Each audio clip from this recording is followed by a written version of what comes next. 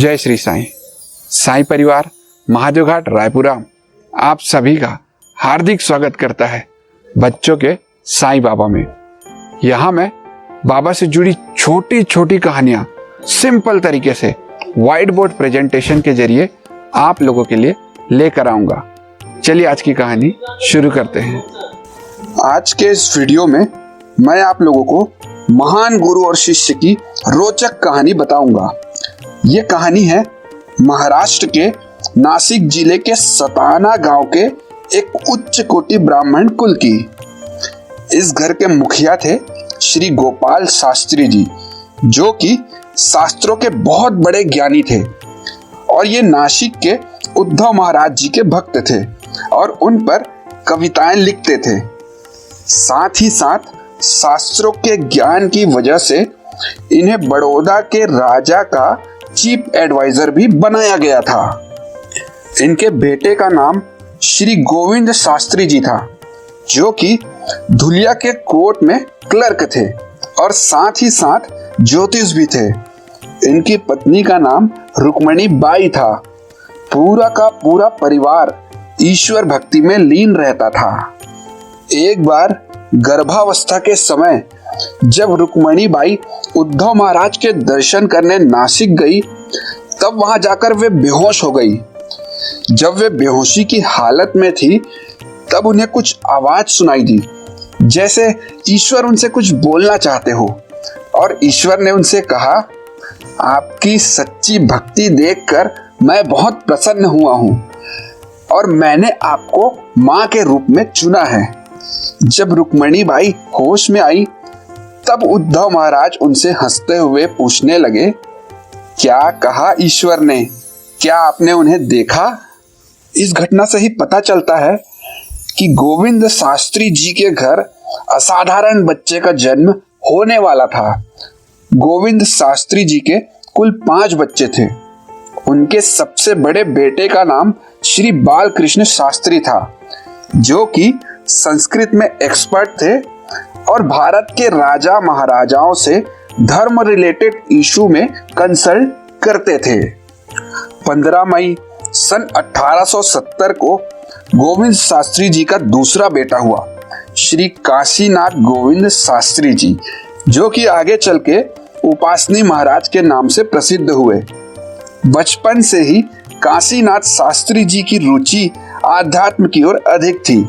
वे एकांत में जाकर जप तप और साधना बचपन से ही किया करते थे। स्कूली शिक्षा में उनका कुछ खास इंटरेस्ट नहीं था। चूंकि काशीनाथ जी के पिताजी जॉब की वजह से धुलिया में रहते थे, इसलिए बचपन से ही काशीनाथ जी अपने दादाजी के साथ सताना में ही रहते थे और उनके अंडर में उन्होंने वैदिक और धार्मिक अध्ययन शुरू किया। पर मजबूरी में वे स्कूल जाते थे। एक बार स्कूल के टीचर श्री गुरुपुरे जी ने काशीनाथ जी की खूब पिटाई की और उस दिन के बाद से उन्होंने स्कूल जाना छोड़ दिया। वे अकेले में जाकर कई कई घंटे विष्णु सहस्त्र नाम का पाठ करते, योगा करते और प्राणायाम किया करते थे। जहां एक ओर उनके उम्र के बच्चे स्कूल जाते, खेलकूद किया करते थे, वहीं काशीनाथ जी एकांत में बैठकर तप किया करते थे। काशीनाथ जी का परिवार वैसे तो बहुत भाग्यशाली था, पर वे उनके ऐसे बिहेवियर की वजह से थोड़े चिंतित थे।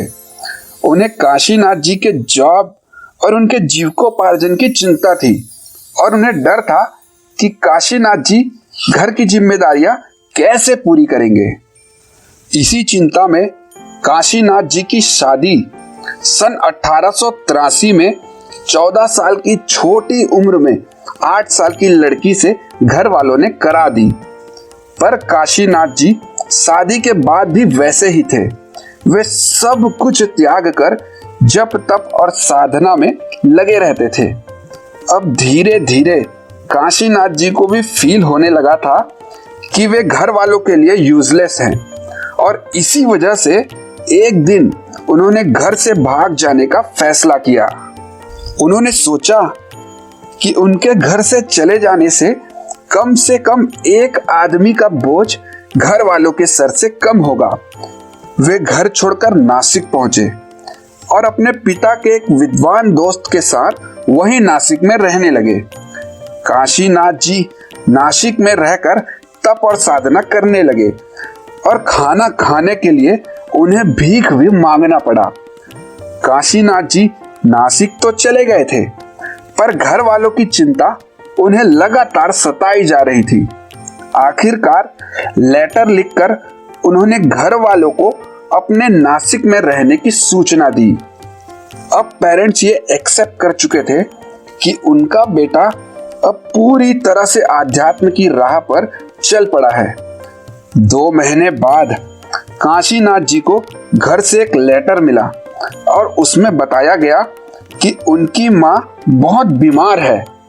माँ की तबीयत की खबर सुनकर काशीनाथ जी सीधे घर जाने के लिए निकले और सताना पहुंचने के कुछ दिन बाद ही सन 1885 में श्री काशीनाथ जी की पत्नी का स्वर्गवास हो गया और कुछ दिनों बाद उनकी दूसरी शादी घर वालों ने करा दी। दूसरी शादी के कुछ दिनों बाद काशीनाथ जी पुणे गए और ओंकारेश्वर मंदिर के धर्मशाला में रहने लगे। वहां भी उन्हें खाने के लिए भीख मांगना पड़ा।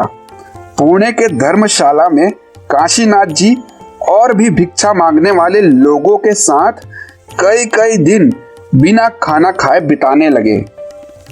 काशीनाथ जी ने तप, योगा और साधना के जरिए अपने शरीर को मजबूत करने की प्रैक्टिस शुरू किया। उनका मानना था कि शरीर हमारी सबसे बड़ी दुश्मन है और इसी वजह से वे बिना खाना खाए रहने की प्रैक्टिस करने लगे। एक बार उस मंदिर में एक महिला आई जिन्होंने काशीनाथ जी को पर्याप्त खाना दिया। काशीनाथ जी ने भी भरपेट खाना खाया और वो महिला काशीनाथ जी से कहने लगी, मैं रोज आपके लिए इतना ही खाना लेकर आऊंगी। पर दूसरे दिन जब उन्होंने खाना लाया तब काशीनाथ जी ने वो पूरा खाना अपने बाकी साथियों में बांट दिया और एक दाना भी काशीनाथ जी ने नहीं खाया और तीसरे दिन भी उन्होंने ऐसा ही किया। उनके ऐसे बिहेवियर से ही साबित हो गया था कि उनका अपने बॉडी पर कितना कंट्रोल है और साथ ही साथ लोगों के प्रति काशीनाथ जी के मन में कितना प्यार था ये देखा जा सकता था। काशीनाथ जी के दूसरी शादी के 1 साल बाद ही उनकी दूसरी पत्नी का भी देहांत हो गया। कुछ दिन पुणे में बिताने के बाद काशीनाथ जी कल्याण गए, जहां उन्हें एक बूढ़ी मराठी औरत मिली। उन्होंने काशीनाथ जी से कहा, संतों की संगति कभी मत छोड़ो, सब कुछ सहन करो और भगवान से प्यार करो। इस बात से काशीनाथ जी बहुत ज्यादा प्रभावित हुए और उनके आध्यात्म की राह और भी पक्की हो गई। फिर काशीनाथ जी कल्याण से अपने घर सताना जाने के लिए निकले। ये बात सन 1890 की है। रास्ते में नासिक पड़ा, जहां कपरी गांव में भोरगढ़ नाम के पहाड़ में काशीनाथ जी को एक गुफा दिखाई पड़ी। वो जगह एकदम एकांत में थी, इसलिए काशीनाथ जी ने कुछ समय वहां तप कर फिर आगे बढ़ने का विचार किया। वे पीपल की डालों को पकड़कर गुफा में पहुंचे और अपना शरीर, समय, अवस्था भूलकर तप कर ईश्वर को अनुभव करना शुरू किया। ये उनका पहला ब्रह्मानुभव था। ये जो स्क्रीन पे पहाड़ आप लोग देख रहे हैं, ये वही पहाड़ है जहां काशीनाथ जी ने तप किया था। वे गए तो वहां कुछ समय के लिए थे, पर एक बार साधना में बैठने पर काशीनाथ जी को पता ही नहीं चला कि कब कई महीने बीत गए हैं। एक ही अवस्था में बैठे रहने की वजह से काशीनाथ जी के शरीर के कई हिस्सों ने काम करना बंद कर दिया था। जोड़ों में अकड़न आ गई थी। काशीनाथ जी जब साधना में बैठे थे तब उन्हें एक अद्भुत दृश्य दिखाई दिया। उन्होंने देखा कि एक हिंदू और मुसलमान उनके शरीर की खाल निकाल रहे हैं और अंदर से एक दिव्य चमकता हुआ शरीर निकल रहा है। और उस शरीर की ओर इशारा करते हुए वे दोनों काशीनाथ जी से कह रहे हैं, तुम क्यों मरना चाहते हो? हम तुम्हें नहीं मरने देंगे। हम तुम्हारे पीछे हैं और तुम्हें कुछ बड़ा करना है। ऐसा कहकर वे दोनों गायब हो गए। इस घटना के बाद काशीनाथ जी समझ गए कि तब करते हुए देह त्यागना ये ईश्वर की इच्छा नहीं है। फिर काशीनाथ जी गुफा से निकलकर 22 जुलाई सन 1890 को अपने घर पहुंचे। जब वे गुफा से निकले तब उन्हें पता चला कि वे कई महीने तक तप साधना में बैठे थे। अब काशीनाथ जी में आध्यात्मिक बदलाव आ गए थे। जब वे घर पहुंचे तब उन्होंने देखा कि उनके दादाजी की तबीयत बहुत ज्यादा खराब थी।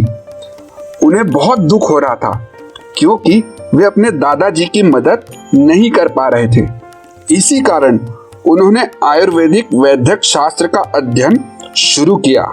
इस बीच काशीनाथ जी के पिताजी का देहांत हो गया और सन 1891 में उनके दादाजी का भी स्वर्गवास हो गया। घर में इतनी सारी मौतों की वजह से काशीनाथ जी व्याकुल हो गए और बड़े भाई पर पूरे घर को चलाने का बर्डन था। इसी वजह से काशीनाथ जी संस्कृत और आयुर्वेदिक मेडिसिन की पढ़ाई करने सन 1892 से 95 के बीच सांगली गए। अध्ययन पूरी करने के बाद उन्होंने शुरुआती कुछ दिन सटाणों और जलगांव में अपने आयुर्वेदिक उपचार की प्रैक्टिस शुरू की। फिर उन्नति होने के बाद वे अमरावती गए और वहां अपना क्लिनिक खोला और अपने औषधालय को उन्होंने रामाश्रम का नाम दिया। इन सब के बीच में दादाजी के देहांत के बाद काशीनाथ जी ने तीसरी शादी कर ली थी। अमरावती में काशीनाथ जी को औषधालय खोलने के लिए श्री दादा साहेब खापर्डे जी ने उनकी मदद की थी। खापर्डे जी साईं बाबा के अनन्य भक्त होने के साथ साथ स्वतंत्रता सेनानी भी थे और उनके ऊपर मैंने पहले ही एक वीडियो बनाई है। औषधालय एकदम अच्छा चल रहा था और इस बीच काशीनाथ जी ने अपनी पत्नी को अमरावती बुला लिया और कुछ समय बाद उन्होंने नागपुर में भी क्लिनिक की शुरुआत की। काशीनाथ जी अपनी वैद्यकी के नाम से मशहूर हो गए थे। काशीनाथ जी तेजी से उन्नति करते गए पर फिर भी उनका मन हमेशा जप तप और साधना में लगा रहता था। आखिरकार सन 1905 में उन्होंने अपने आयुर्वेदिक प्रैक्टिस बंद कर दी और कमाए हुए पूरे पैसे उन्होंने 2000 एकड़ जमीन लेने में इन्वेस्ट कर दिए। उन्होंने कुछ जमीन रेंट पर दे दिया और कुछ जमीन किसानों को खेती करने के लिए दे दिया और खुद ही जब तब साधना में लीन रहने लगे। पर कुछ झूठे कपटी लोगों से सामना होने के कारण उनका मन संसार से उठ चुका था और कुछ जमींदार भी उनसे जलने लगे थे। फिर समय पर रेंट ना मिलने पर और गवर्नमेंट का टैक्स ना पटा पाने के कारण और कुछ जमीन धोखाधड़ी से लोगों द्वारा छीने जाने के कारण काशीनाथ जी की पूरी संपत्ति खत्म हो गई। वे पहले जैसी सिचुएशन में फिर से आ गए। उन्होंने अमरावती और नागपुर आकर आयुर्वेदिक प्रैक्टिस शुरू करने की कोशिश की पर इस बार वे नाकाम रहे। ये बात सन 1909 और 10 के आसपास की है। फिर मन की शांति के लिए वे नर्मदा नदी के किनारे ओमकारेश्वर गए, भगवान गौरी शंकर जी के मंदिर में। उनकी पत्नी भी उनके साथ थी। वहां काशीनाथ जी सांसों को कंट्रोल करने की प्रैक्टिस करने लगे। एक बार जब वे अपने पत्नी के साथ शिवलिंग के पास ध्यान करने बैठे थे तब अचानक ही वे बेहोश हो गए। उनकी सांसें रुक गई और धड़कन बंद हो गई। उनकी पत्नी बुरी तरह से डर गई। कुछ देर बाद काशीनाथ जी होश में आए पर वे सांस नहीं ले रहे थे। उनके फेफड़ों ने काम करना बंद कर दिया था। वे पेट से सांस लेने की कोशिश करने लगे। अपनी ऐसी अवस्था से काशीनाथ जी बुरी तरह से डर गए और उन्हें लगा कि अब उनका आखिरी समय आ गया है। काशीनाथ जी नागपुर वापस आए और वहां वैद्य और डॉक्टर से इलाज कराने की बहुत कोशिश की, पर सभी बहुत हैरान थे क्योंकि ऐसा सिचुएशन डॉक्टर्स ने भी पहली बार देखा था। कोई भी उनका इलाज नहीं कर पाया। काशीनाथ जी सोचने लगे, अगर ऐसी अवस्था में वे घर गए तो वे उनके ऊपर एक बोझ बन जाएंगे और इसलिए वे किसी संत या योगी की तलाश में निकल पड़े जो इनका इलाज कर सके और साथ ही साथ उन्हें अपनी शरण में ले सके। अप्रैल 1911 के आसपास वे योगी की तलाश में इधर उधर घूमने लगे।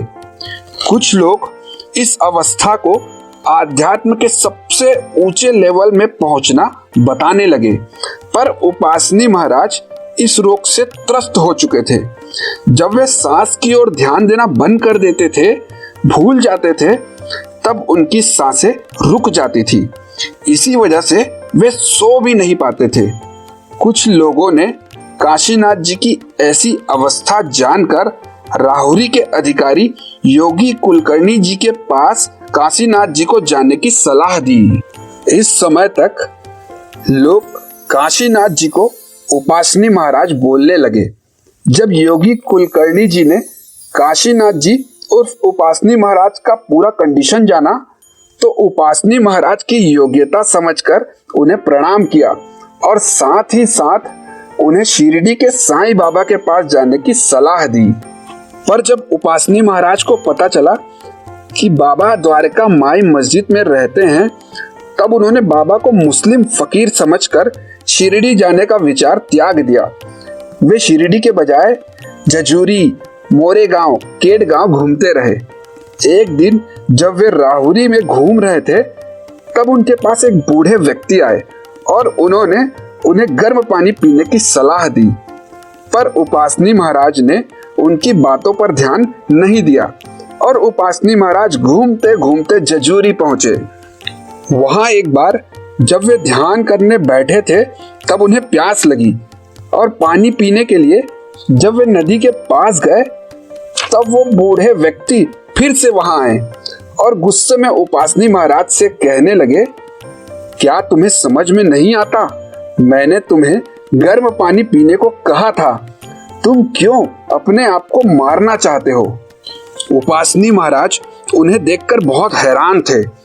जो व्यक्ति उन्हें राहुरी में 156 मील दूर मिला था, वो जजूरी कैसे पहुंच गया, ये सोचकर वे बहुत हैरान हुए और इस बार उन्होंने उस बूढ़े व्यक्ति की बातों को गंभीरता से लिया और वे पास की झोपड़ी में गर्म पानी लेने गए।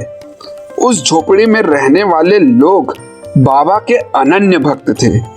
गर्म पानी पीने के दूसरे दिन से ही उपासनी महाराज जी की तबीयत में आश्चर्यजनक सुधार आने लगा और उन्हें लगा कि अब वे ठीक हो रहे हैं। फिर वहां से उपासनी महाराज मुंबई खेड़गांव गए नारायण महाराज के पास। वहां नारायण महाराज उनसे कहने लगे, आपका यहाँ कोई काम नहीं है, आप अंदर से बाहर पूरी तरह से रंग चुके हैं। फिर उपासनी महाराज वहां से घर जाने के लिए निकले। उन्होंने घर में एक लेटर लिखकर बताया कि वे अब पूरी तरह से ठीक हैं और घर वापस आ रहे हैं। वापसी में वे योगी कुलकर्णी जी से मिलकर जाना चाहते थे। जब वे योगी कुलकर्णी जी के पास गए, तब उन्होंने फिर से उपासनी महाराज से वही सवाल पूछा, क्या आप शिरडी के साईं बाबा के पास गए थे? इस बार उपासनी महाराज जी हाँ ना करते हुए 27 जून सन 1911 को पहली बार शिरडी पहुंचे और द्वारका माई जाकर बाबा के दर्शन किए। ये उनके जीवन का अमूल्य क्षण था जब पहली बार महान गुरु और शिष्य की मुलाकात हुई। वहां उपासनी महाराज ने लोगों को बाबा की पूजा और आरती करते हुए देखा और ये सब देखकर वे हैरान थे। 2 दिन शिरडी में रुकने के बाद उपासनी महाराज वापस जाना चाहते थे और इसलिए वे बाबा से आज्ञा लेने द्वारका माई पहुंचे, जहां बाबा ने उन्हें वापस जाने से मना कर दिया और बाबा उनसे कहने लगे, तुम्हें यहीं शिरडी में रहना चाहिए और अगर जाना भी है तो जाओ, पर 8वें दिन तुम्हें वापस इसी समय यहाँ आना होगा। ये दोनों ऑप्शंस उपासनी महाराज जी के लिए इम्पॉसिबल था, क्योंकि भले ही वे तप साधना करते थे पर मन ही मन वे फैमिली से अटैच थे और 8वें दिन शिरडी वापस आना फाइनेंशियली पॉसिबल नहीं था। उपासनी महाराज शिरडी से निकल गए, पर इधर उधर घूमते घूमते वे कोपर गांव से आगे नहीं बढ़ पाए। ये कैसे हुआ, ये उपासनी महाराज जी को भी समझ में नहीं आ रहा था। कोपर गांव में गोदावरी नदी के तट के पास उपासनी महाराज दत्त मंदिर गए और वहां एक ब्रह्मचारी से मिले। ब्रह्मचारी ने उन्हें फिर शिरडी जाने की सलाह दी। उसी समय वहां एक डिवोटीज का ग्रुप आया टांगे पर, जो कि शिरडी जा रहा था। ब्रह्मचारी जी ने उस ग्रुप को उपासनी महाराज को भी अपने साथ शिरडी ले जाने का आग्रह किया। उपासनी महाराज टाल मटोल करने लगे, पर किसी तरह वे फिर से शिरडी पहुंच गए। जब वे बाबा के पास द्वारका माई गए, तब बाबा उनसे पूछने लगे, अरे पंडित, क्या तुमने शिरडी छोड़ दिया था? बाबा उपासनी महाराज को प्यार से पंडित कहते थे। उपासनी महाराज ने हाँ कहा। तब बाबा उनसे पूछने लगे, कब और कितने बजे? उपासनी महाराज ने कहा, पिछले गुरुवार को 3 बजे। तब बाबा कहने लगे, आज कौन सा दिन है और कितने बजे हैं? तब उपासनी महाराज ने कहा, गुरुवार 3 बजे। फिर बाबा उनसे कहने लगे, मैंने कहा था ना तुमसे, तुम 8वें दिन वापस आ जाओगे। अब उपासनी महाराज पूरी तरह से हैरान हो गए थे, क्योंकि वे ना चाहते हुए भी 8वें दिन शिरडी वापस आ गए थे। बाबा उनसे कहने लगे, मैं इन 8 दिन तुम्हारे पीछे रहा, जाओ अब दीक्षित वाड़े में रहो। और इस प्रकार उपासनी महाराज शिरडी में रहने लगे। बाबा ने उन्हें अपनी पहली लीला दिखा दी थी। इस प्रकार उपासनी जी का आगमन शिरडी में हुआ। अगली वीडियो में मैं आप लोगों को बताऊंगा कि शिरडी में रहने के बाद उपासनी जी के साथ क्या क्या हुआ और उनमें क्या क्या बदलाव आए और बाबा के प्रति श्रद्धा उनकी किस प्रकार दृढ़ होती गई।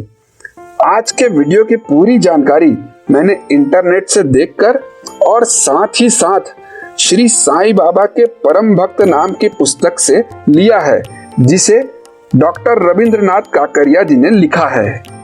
बाबा की ऐसी अनेक कहानियाँ सुनने के लिए हमें फॉलो करें, सब्सक्राइब करें और कमेंट करके ज़रूर बताएं कि वीडियो कैसा लगा। चलिए अगली बार मिलते हैं बाबा की नई कहानियों के साथ, साईं बाबा के साथ। जय श्री साईं।